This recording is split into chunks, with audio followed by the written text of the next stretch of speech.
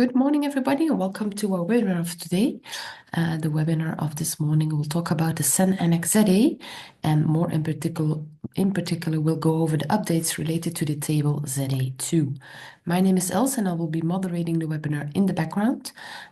You cannot speak out loud, but you can use the Q&A, the questions and answers panel in the Zoom webinar panel to submit your questions, should you have any questions. The speakers will have a look at the questions after the webinar and then reply as many questions as possible.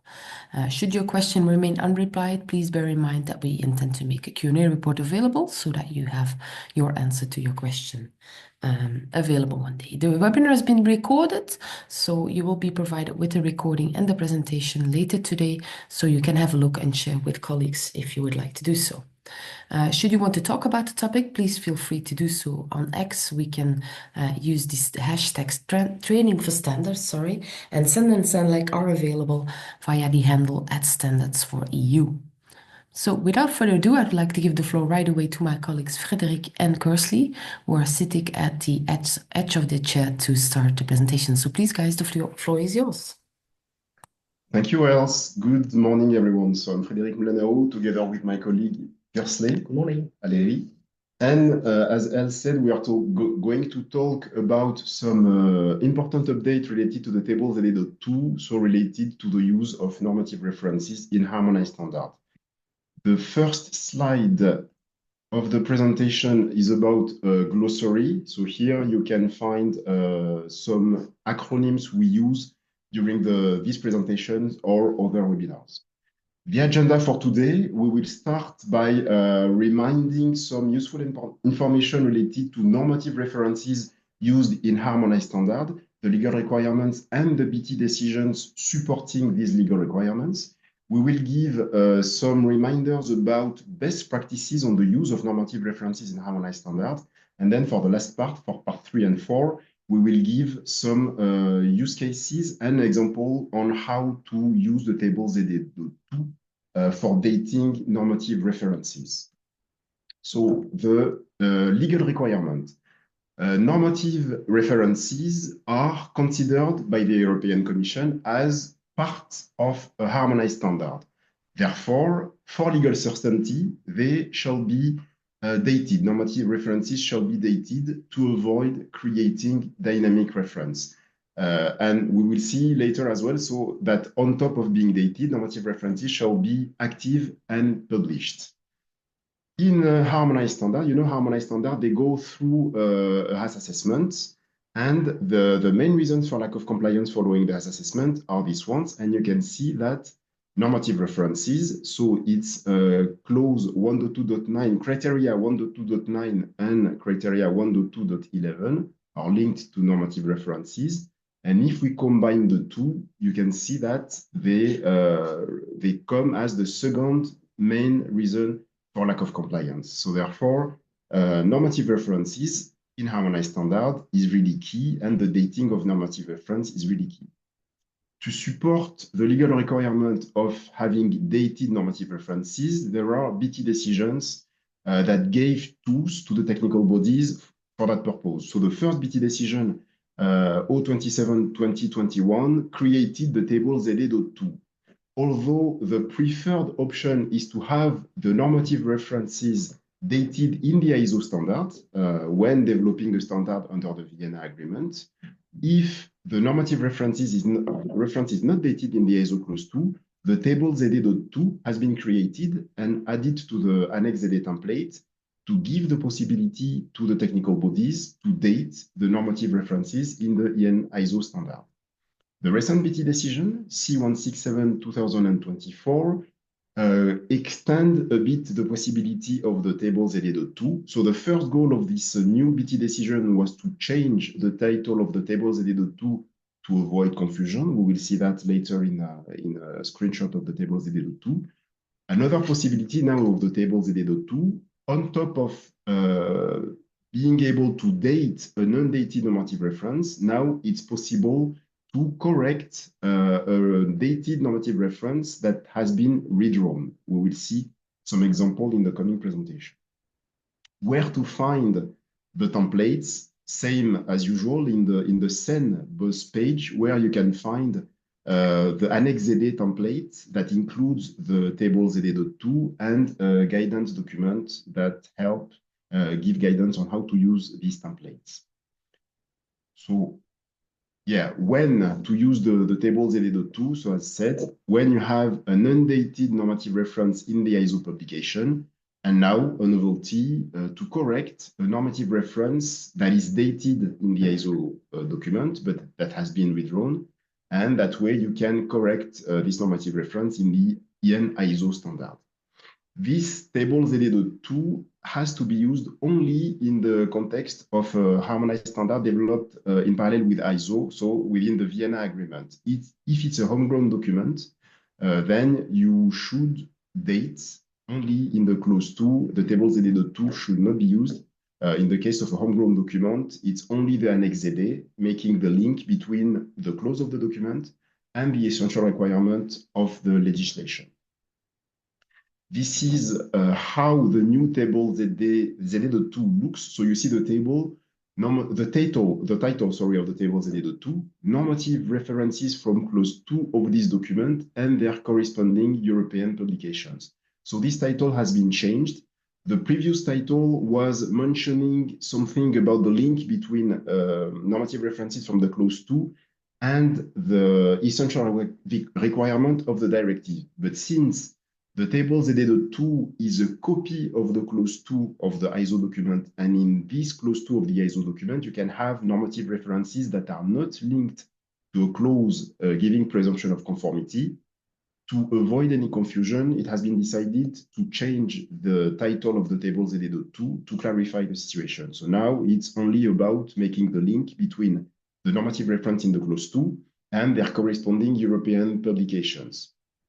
It can be used, as said, to date normative references that were left undated in the ISO text, and as well to correct normative reference in the EN ISO text. And who is responsible for filling in the Annex ZA? It's the CEN committee, and more specifically, probably the work group working on the standard, because they are the best place to know what normative reference they want to use. Kursley, you wanted to do something? Yes, just to make sure that we have a common understanding on how to fill in these tables at 8.2. Later, we will go into some practical cases, but just for clarity, so you have the tables at 8.2, which consist of 4 columns. The column 1 reference in clause 2, so actually it is just to copy and from the clause to the reference, and you put it in column 1. Column 2 is the international standard edition, so it means that when your normative reference was published at ISO level. So if you need these informations, you can go on the ISO portal to actually have a clear information when this was published. Column 3, it is actually the title, so it is quite simple. In clause 2, you have also the title mentioned, so it is just reproducing this element. And in column 4, the corresponding European standard editions means the date of publication at CEN level of the EN ISO. So this is just to make sure that we have a common understanding, because this will be useful when we will tackle the user cases. Thanks, Kursley. So now we will go, excuse me, through some remindings on the guidance on normative references. So it's best practices. We will remind 4 key elements. So the first one is, again, about the dated normative references. So ideally, the normative references should be dated in clause 2. This is mandatory, and in the body of the standard. For EN ISO standard, excuse me, the dating on normative references could also take place in the Table ZA.2. So here you see an example. So you see on the left the clause 2. And then the date of the normative references, and then on the right you see how it's written in the clause, and there in the clause of the document you see that the normative reference is dated as well. When used in a clause giving presumption of conformity, the normative reference should be dated, active, and published when the harmonized standard is adopted, and this is really key because if the normative reference is as a draft stage, the candidate harmonized standard will be rejected or will receive a lack of compliance assessment, and so on. Vademecum Part 3, it's a reference document for the European Commission on the use of normative references. And the Vademecum says that the latest edition of the normative reference shall be used at the adoption of the harmonized standard. So at the DAV of the document, when the document is made available, the latest edition of the normative reference shall be the one used as a normative reference. So this is mostly for CEN. For CEN, it's not really an issue, but it's mostly for CEN, but still it's important to give a reminder about that. And finally, again, don't use normative references that are redrawn, non-publicly available documents, non-ISO, IC, EN standards, draft standards, and so on. Third point, I just mentioned it. So normative references should be EN, ISO, IC published standards. National standards cannot be used as a normative reference. And again, it's about normative reference that are used in a clause supporting the presumption of conformity. It is possible in some exceptional cases to use non-EN, ISO, IC standard as normative references, but then you should ask the EC to validate that, and you have to come with a rationale to explain why this normative reference is useful, is needed. Yes, so those are some examples of normative reference that it's not possible to use, again, in a clause giving presumption of conformity. You can use them in your standard, but it's not possible to use them in a clause supporting presumption of conformity, except if you have a good reason for that. And finally, undated normative reference are sometimes possible only when the reference is informative or when it's used in a clause that is not giving presumption of conformity. Exceptionally, though, undated normative reference can be used in a clause giving presumption of conformity, but same thing here, the TC shall provide a solid rationale on why the use of this undated normative reference is needed in the clause supporting presumption of conformity, and this has to be explained to the European Commission and agreed with them. So, in a nutshell, the requirements for completion of the Table ZA.2 and requirements related to the use of normative references that are used in a clause supporting the presumption of conformity. The Table ZA.2 shall include all the normative reference in the clause 2. So the clause 2 shall be copied in the Table ZA.2, including the dated ones. The normative reference in the clause 2 in the Table ZA.2, shall appear in the same order as in the clause 2. When your harmonized standard is supporting multiple directives, for example, machinery and LVD, you should use one single Table ZA.2. You can have one Annex ZA, for example, for machinery and the Annex ZB for LVD, but the Table ZA.2 shall be used in the Annex ZA, and only one Table ZA.2 is needed. And so if more than one Annex Z is needed, as I just said, the Table ZA.2 shall be used only in the Annex ZA, in the first Annex ZA. You don't have to repeat the Table ZA.2, even though you have multiple legislation. So I will leave the floor to Kursley for more practical examples on the use of the Table ZA.2. Thank you. So we will dive into a set of user cases, which will give you some principle whenever you will be faced with certain configurations, so that you know how you should fill the Table ZA.2. So the first case that we will tackle is when the normative references in your draft standard or in your published standard is dated in clause 2, and where there is an ISO equivalent, which are the same date as you could see on the screen. So to illustrate this first principle, we will take the example of ISO 61853 that was published in 2024. So how are you going to fill in this table ZA.2? So the first column, as initially mentioned, you actually reproduced what you have in clause 2, the reference. So it is ISO 61853 2024. In the second column, you have to mention when this edition was published at ISO level. So in this case, it is pretty simple. It is the same. In the column 3, you have to introduce the title of your normative references. Again, this information is in clause 2 of your standard. And then in column 4, you have to give the corresponding European edition. So when was it published at CEN level? This information again can be seen on projects. So this is how actually you have to fill in your table for this specific case. The second case is your normative reference is dated in clause 2, but has a different publication date from ISO. To illustrate this, we will take the example of the ISO 1993 that was published in 2020. So column 1, you reproduced again the reference, ISO 1993, 2020. At international level, it was published in 2020, so it has the same date. The title remained the same. And then you could see in column 4 that at CEN level, the publication was in 2021. So you really have to make sure that in the column 4, it is this edition that is mentioned. So this also shows that whenever you have to fill in your table ZA.2, there is an assessment of what is the normative references applicable for your purpose that the technical committee or the working group needs to be aware and be careful of.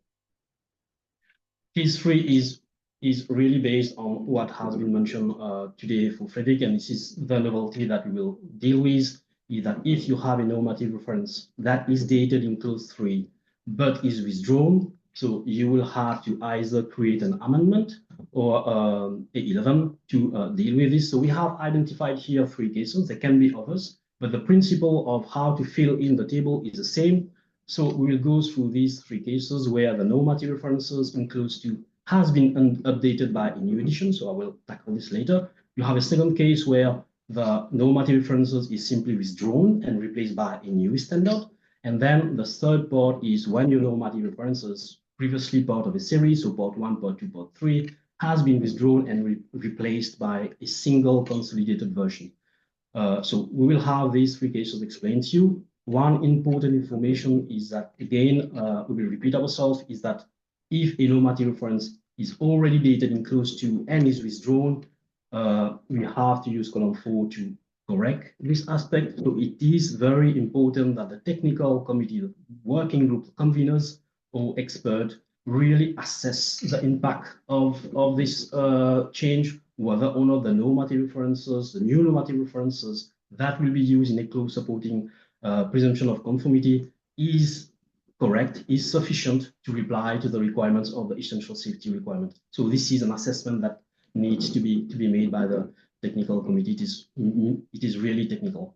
So to illustrate actually those 3 parts, we will take those examples that you see on the screen. So in my to illustrate the first part is, in case you have a dated normative reference that is withdrawn and is replaced by a new editions, you will use the first table. So in column 1, you reproduce what you have in your published standard. So ISO 188 that was published in 2018. Of course, at international level, it is the same. So you have to use the ISO 188 that is published in 2018. The title remains the same. And then the corrections will be implemented in column 4. As you could see in column 4, you have an EN ISO 188 that was published in 2023. So here you refer to the latest editions in compliance with what the legal requirement and mentioned by Frédéric as part of the Valimecum part 3. So this is where the correction needs to be implemented. So the first 3 columns you don't touch. You touch only the 4th column whenever you have to update your new normative references. Then you have a second case where your normative references has been withdrawn and replaced by a new reference. In this case, we will follow more or less the same principle. we copy or reproduce in column 1 what you have in your standard, published standard. When it was published at ISO level, the title basically is the same. And then in column 4, you will put the new reference that the HAS consultant will need to assess to make sure that your clause is compliant with the essential safety requirement. So as you could see here on those two examples, there's only one corrections, and the correction is in column 4.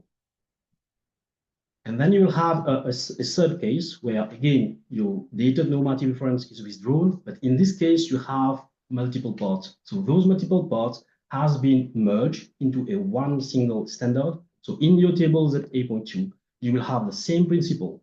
You reproduce column 1 based on what you have in clause 2. Column 2 is when it was dated, so it has to be consistent with column 1. Column 3 is the title, and then the corrections will be incorporated in column 4, where you will have to refer to the new consolidated versions, and the HAS consultant will understand that he will have to use these references when assessing the clause, if the clause is linked to presumption of conformity. Now we will have a new user case is where the normative references is not dated in clause 2. So to illustrate this, we will take the example of ISO 14175 on welding consumable. So how to fill in the table ZA.2, we will use more or less the same principle, reproduce your reference in column 1, which is from clause 2. So exactly the same, in this case, ISO 14175. When it was dated, so you have to introduce this element in column 2. It was dated in 2008, sorry. So you will have to write ISO 14175 2008. Column 3 is classical, the title. It remains the same, it doesn't change. And then to make sure that the HAS consultant know which EN version will be applicable, in column 4, you will have to enter the EN ISO 14175 that correspond to the ISO standard. Bearing in mind, and I think this is pretty well known to everyone now, is that the EN ISO is based on the ISO text. So in terms of content, it's the same. It is just the European element that is added once at CEN level, the EN ISO is published. And then you will have another case where, again, the normative references is not dated. And then we will see that there is a difference in the date of publication at ISO level and CEN level. So to illustrate this, we have taken the example of ISO 22826 on destructive testing. So how to fill again the table ZA.2. You will have the same principle, reproduce what you have in clause 2 in the column 1. What is the editions at ISO level? It was published in 2005, so we add these elements to make sure that it is consistent. Column 3 is a title, it is pretty simple. And then in column 4, you will have to go on projects and see when the EN ISO 22826 has been published. So in our case, it was published in 2021. So then we add this date in column 4. So as you could see, all the time, the European element is in column 4, and then all the remaining element can be found actually on ISO portal whenever we use an ISO reference.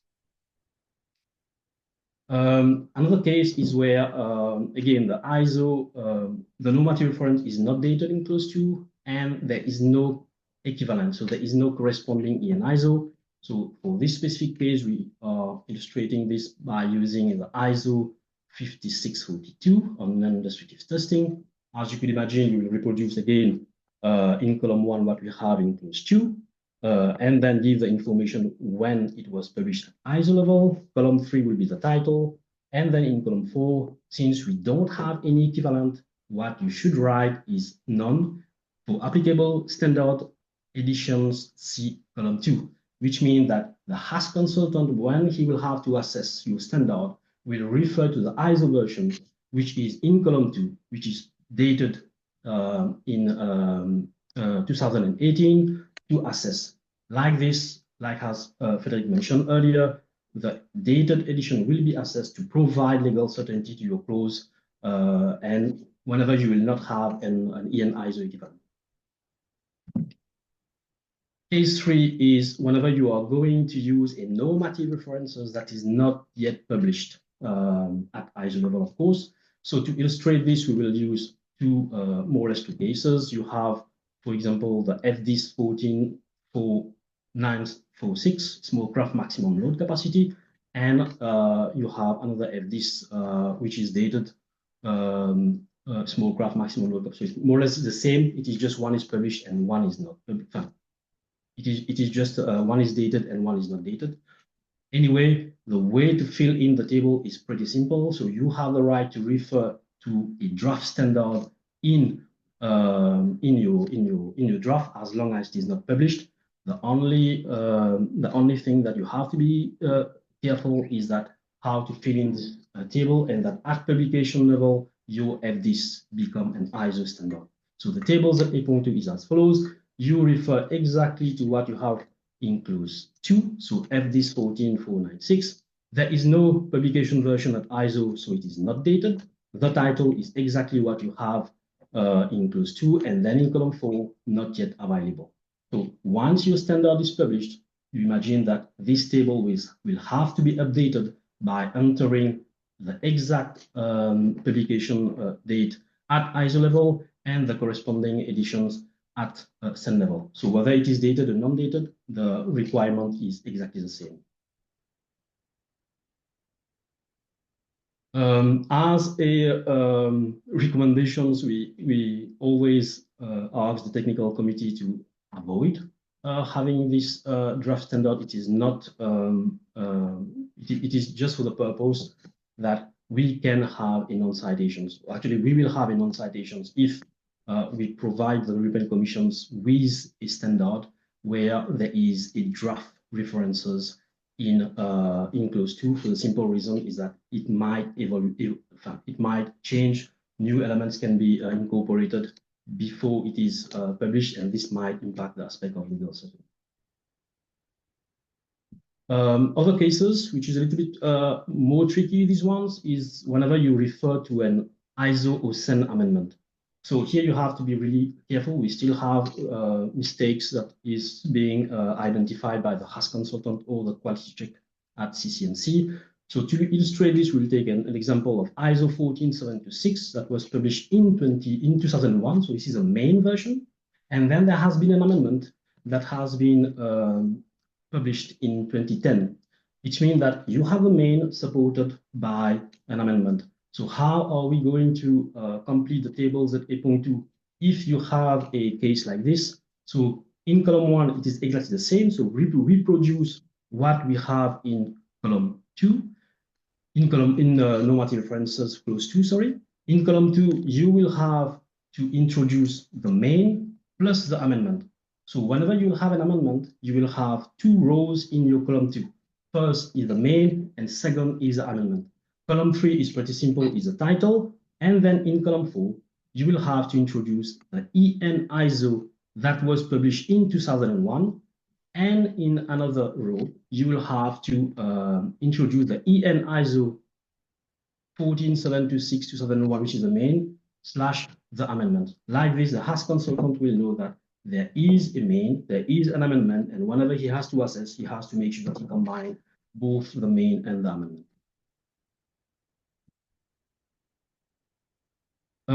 Other cases for the amendment is when you have a CEN only amendment. So typically it is an A11. So the A11, just as a reminder, is we don't touch the ISO text. We just correct the normative references, or eventually we draft an Annex ZA table ZA.1 with the clauses that will be supporting the essential safety requirement of the directive. So to illustrate this, we will use the ISO 8660 that was published in 2020.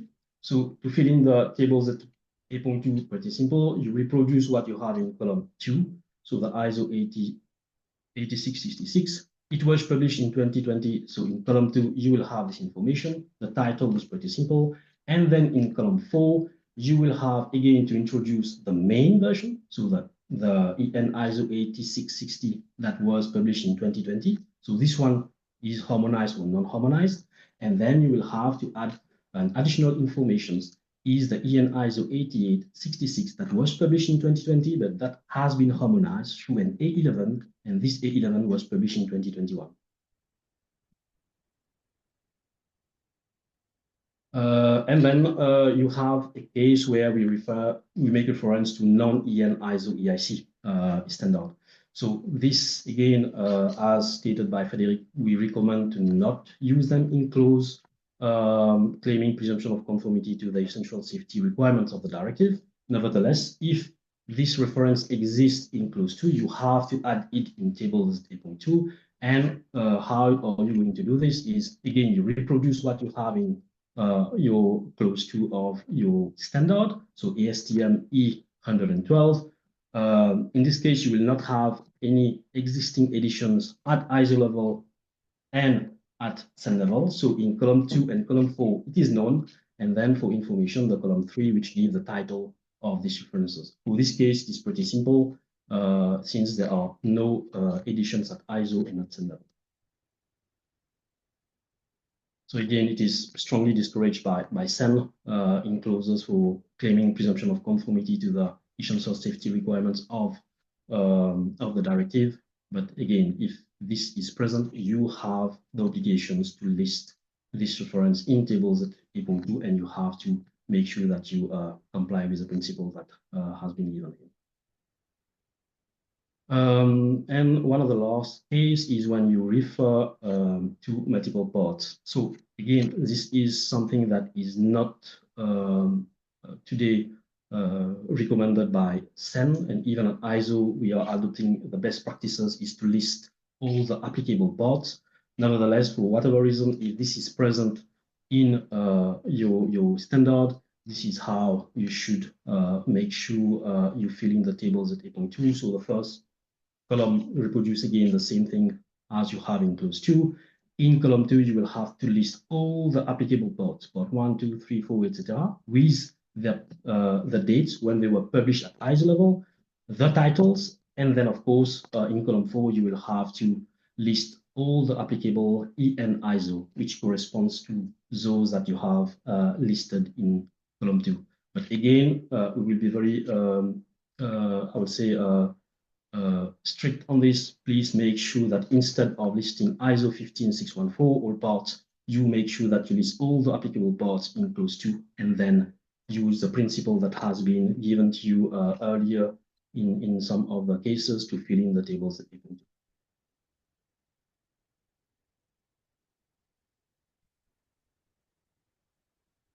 So now I will leave the key parts for Frédéric to wrap up, and then we will reply to some of the questions. Yes, thank you, Kursley. So quick reminders, key takeaways of this presentation. So as you know, normative references in harmonized standard, it's a very important element, and the use of normative references specifically in harmonized standard and more specifically in clause supporting the presumption of conformity, you have extra requirements compared to the internal regulations part 3. So normative reference should be active, published and dated when the harmonized standard is published and offered for citation. The table ZA.2 gave the possibility to date undated normative reference in the ISO text. And now the new table ZA.2 goes further. It gives the possibility to correct withdrawn normative reference in an EN ISO text. But here, we really insist on the importance of the TC, of the work group, to assess any impact on the modification of the normative reference in the EN ISO text on the clause supporting the presumption of conformity. So if you have to correct a dated normative reference that has been withdrawn, please assess carefully any impact that this change might have on the EN ISO deliverable. Before going further and sharing with you the useful link, we propose to pause and to go through the question you have in the Q&A, and then we will resume. So I don't have the screen, so I will ask Kursley to help me for that. Yes, so we will try to reply as much as possible to these questions. So the first one was from James Davenport. What about the Frankfurt Agreement? So for the Frankfurt Agreement, this is for CEN, and for CEN you have what is called the Annex ZA. The Annex ZA for CEN is the table. It's the same the same principle as the table ZA.2. Is a table that is used to make the correspondence between the normative reference used in the clause 2 of the IC document and the ENIC equivalent. So it's more or less the same principles, but it's the Annex ZA, so it is covered in the Frankfurt Agreement. I can refer to some webinars that exist specifically about the Annex ZA. You can find documentation and trainings about that on the CEN BOSS and the CEN expert area. I hope this replied to your question, James. And then we have Nanji Hu, normative references shall be dated instead should be dated, obligatory. Yeah.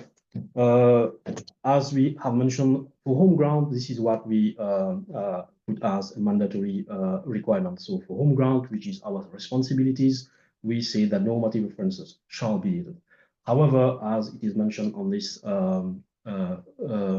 presentations and webinar, it deals with ISO publication. So we cannot impose on ISO our legal requirements. So they are flexible to incorporate the dated elements when it is needed.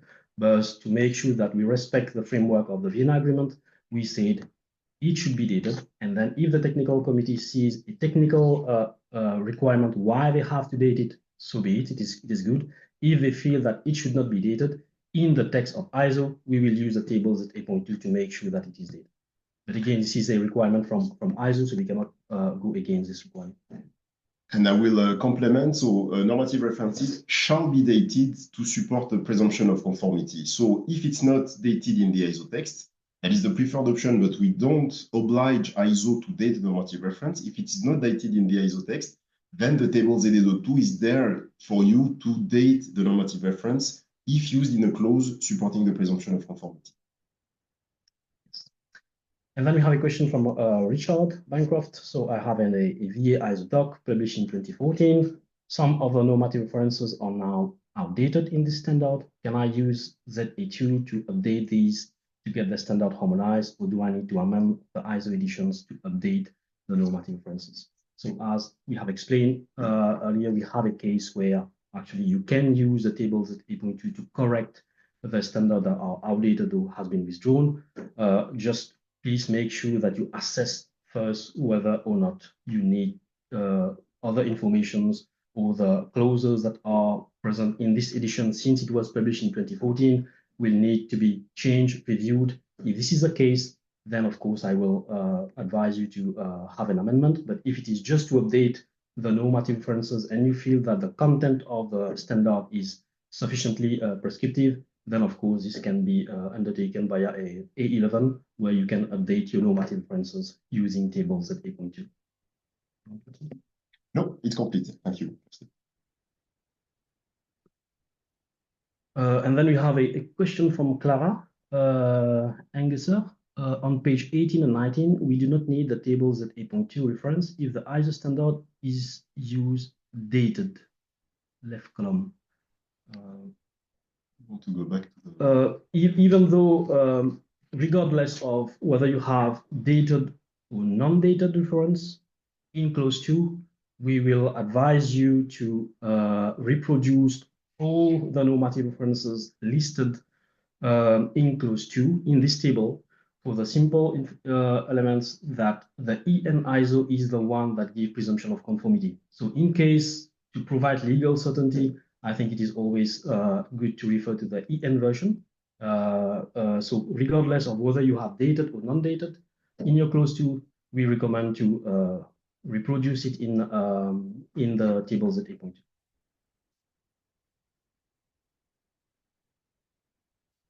And then we have a questions from Taras Horiad. Please outline the rules about referencing in HEN to ISO standard with can or without shall statement. And how about referencing in HEN to European technical specification or European technical report? I think this is not really for, I would say, based on this webinar, but just to make sure that we provide a quick reply. Normally, normative references are used to provide normative texture to the clause where they are referred to, which means that you cannot use the word can, which is more a recommendations. you have to use the word shall, which is an obligation. So which means that your clause is become prescriptive. As definitions in technical report, today you cannot have recommendations, permissions, or requirements. It is just a statement of facts. So that's why the guidance of normative references says that you should not use technical report or technical specifications in clause 2 or in clauses claiming presumption of conformity. So this is more or less actually what you need to be careful about. So normative references, please use the word shall to make sure that it is prescriptive and normative. And this is actually a legal requirement that only normative part of a clause shall be referred into Table ZA.2. And of course, Table ZA.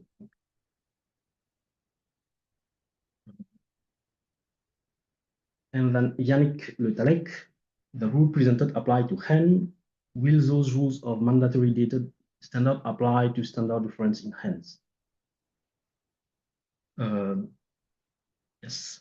The rule that applies to normative references also applies to the change of normative references. So again, you might have a comment from the HAS consultant that will look at the change of normative references. If you refer to a normative reference that is dated, but within these normative references, you have references that are non-dated, the HAS consultant might raise, I would say, a comment, and then you will have to provide additional requirements. I don't know if Frédéric wants to add something. Yeah, and I will complement on that. It's a very good question. So a possible way to avoid this issue would be for you to refer to a specific clause in the normative reference. So you date your normative reference, but then in the clause where you use your normative reference, for example, if you are calling a test method, call the clause that that uses the test method you want to use in your document. So that way you limit the chain and you limit the possible impact that if there's a non-dated normative reference in your dated normative reference, it will not be an issue because you are calling a specific clause within the normative reference. So that could be a way to avoid that. And then we have a question from Bjorn Nilsson. If we have an ISO that becomes harmonized in ISO and it has an undated reference in clause 2, how do we update the same undated reference in the body of the standard?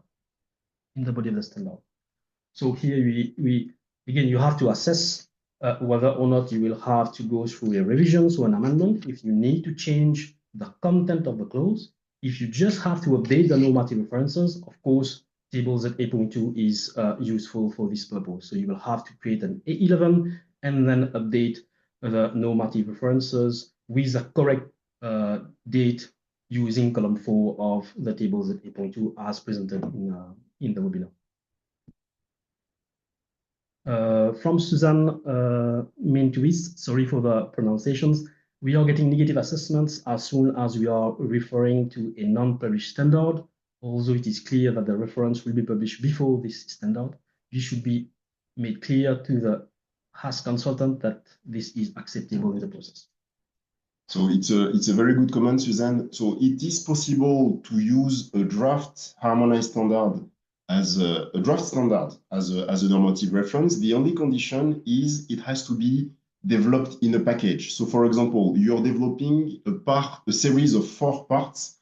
If the 4 parts are developed together and they are co-referencing each other, in this case, it's possible to use the draft standard as a normative reference. And then in this case, the HAS consultant will give a conditional compliance because of the fact that you are using draft standard that are co-developed together. But if your normative reference as a draft is not developed as a package, then the HAS consultant has to give a lack of compliance because in this case, it's a draft and it's not developed as a package. So the HAS consultant will have to give a lack of compliance. But at the end, what matters is that at the end of the development, when your standard is made available, if the normative reference used is available, it's okay. Then it's okay. This is what matters at the end. But so again, during the development, it's possible to use drafts in the context of a package, several parts developed together at the same stage, and then you will receive a conditional compliance for this reason.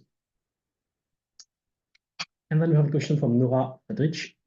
Which title needs to be given in column 3 when the title of the ISO standard differs from the title of the current EN ISO standard? Example, when an older ISO standard has a successor with a slightly amended title and the new EN ISO is given in column 4.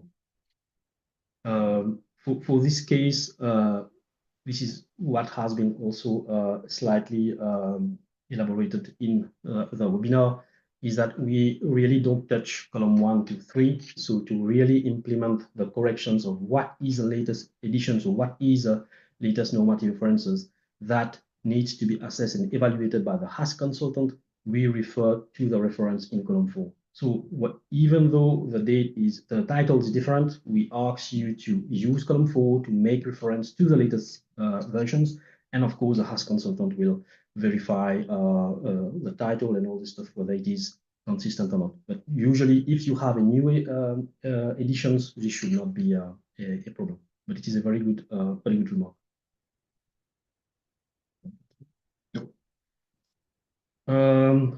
One question from Bernard Nootpop.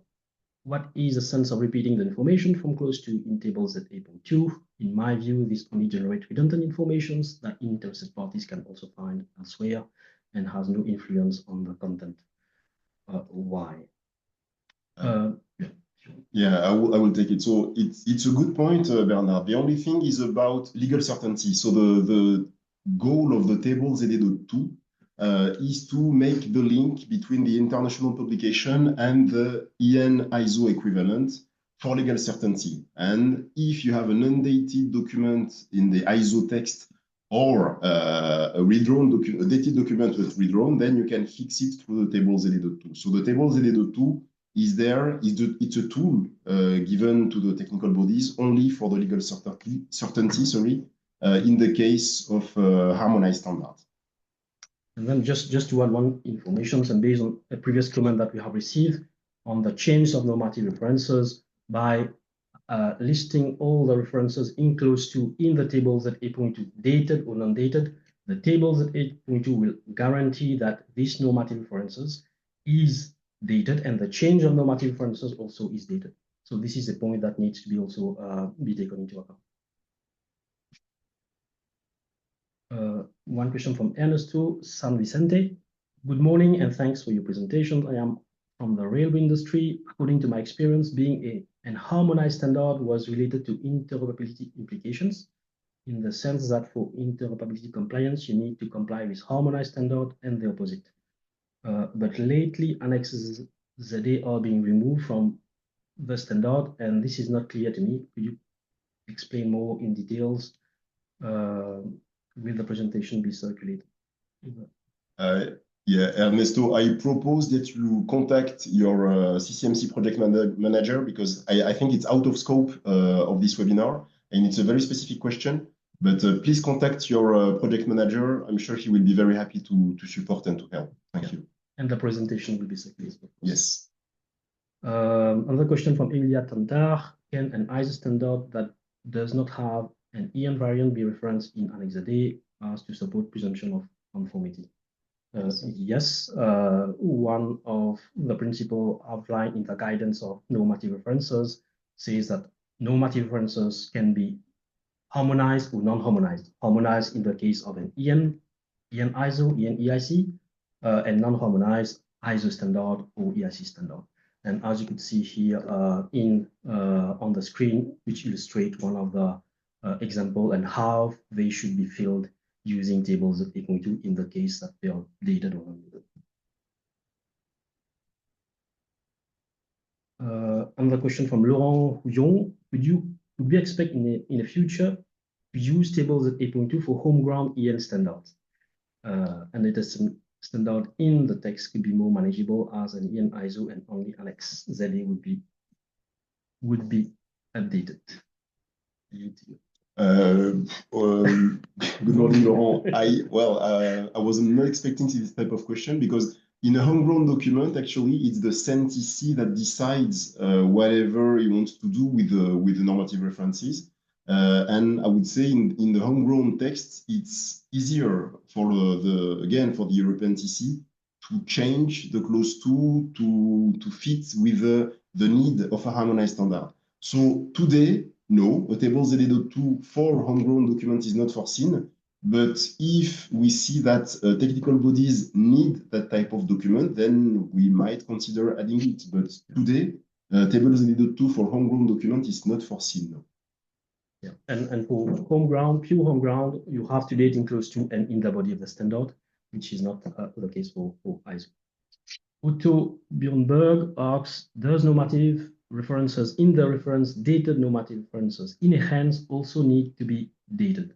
We answered the question. Yeah, we answered these questions. We said yes, because the principle also applied to the change of normative references. And again, here I would recommend you to instead of just using the normative reference, possibly if you can identify the clause within the normative reference. So instead of calling EN 1234 in your clause, call EN 1234 clause 6, for example. Then you reduce the chances of having a loop of normative reference that are not dated. And then we have a question from Guido Hoppner. Should corrections of ISO standard listed in the same way like ISO amendments? I don't really understand the question. Yeah, it's I don't know if Guido would like to take the floor or provide clarifications. Yeah, maybe Guido, if you could clarify your question, it would help because we don't completely understand. Thank you.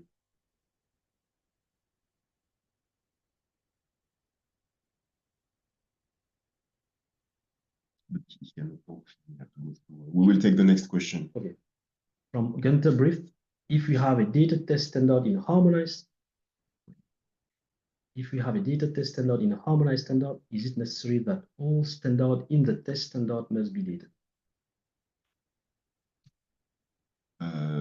I guess this is the same question as should all the normative reference used in a normative reference be dated?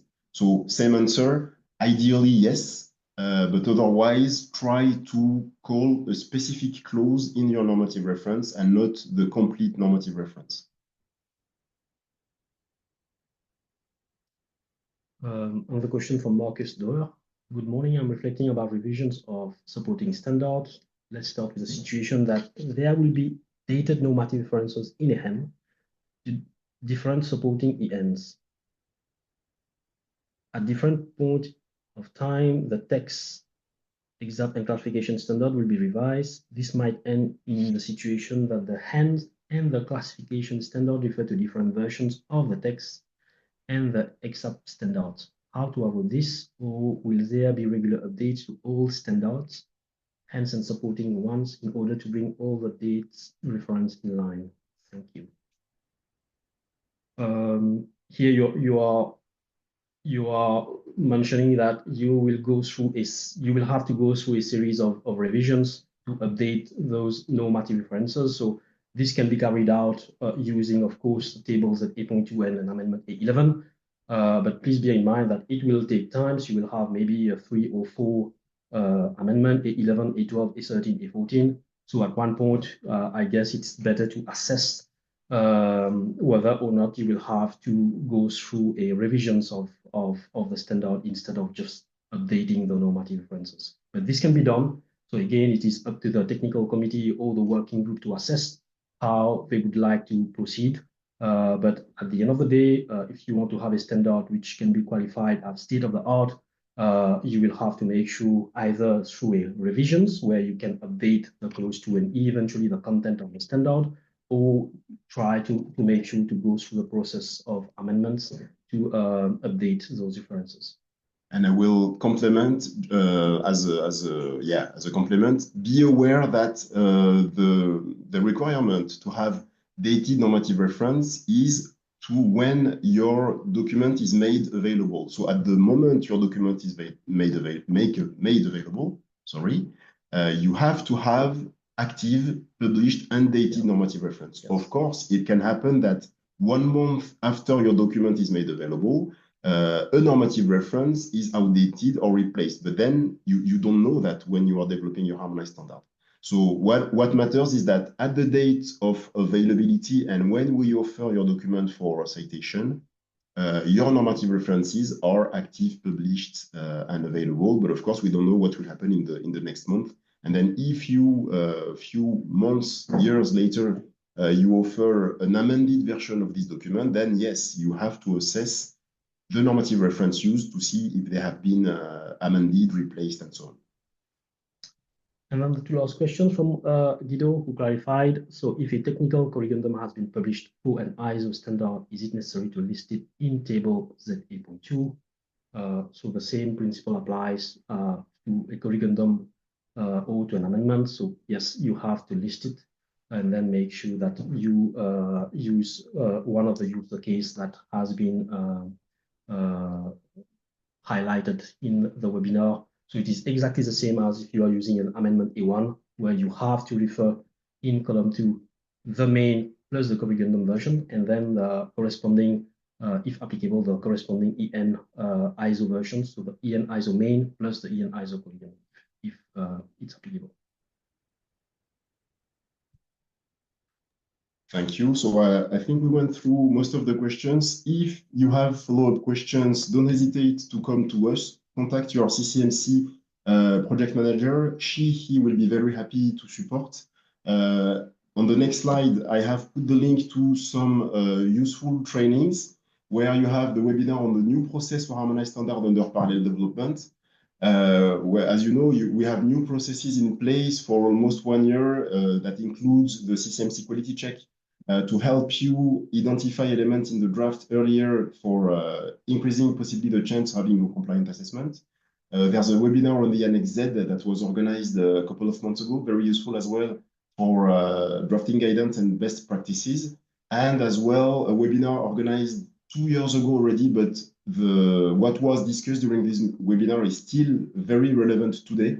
Is about drafting harmonized standards, internal regulations, part 3 rules, requirements, and normative references. And I will leave the floor to Else for feedback. I think she started the poll already. Yes, thank you, Frédéric. I thought you were going to say that the next slide is showing us that there is a poll upcoming, so I opened it at that moment. So thank you very much for everybody who replied already. So the poll is just 3 small questions that ask people's feedback about the webinar, and the answers will be used to improve our webinars in the future. So please, if you didn't reply yet, please take a few moments of your time to reply. And then I think all that rests us is on the last slide. There is a little reminder, the very last slide, yeah, there's a little reminder on the upcoming webinars. So we have already planned 2 webinars for January. You see these are hyperlinked here. So as promised in the beginning of the webinar, you will be provided with the recording and the presentation later today, so you can click through the hyperlinks that were on the different slides today. So thank you very much, Frédéric. Thank you very much, Kursley, and everybody who joined this morning, and hopefully see you next time. Thank you. Bye-bye. Thank you. Bye. Thank you. Bye.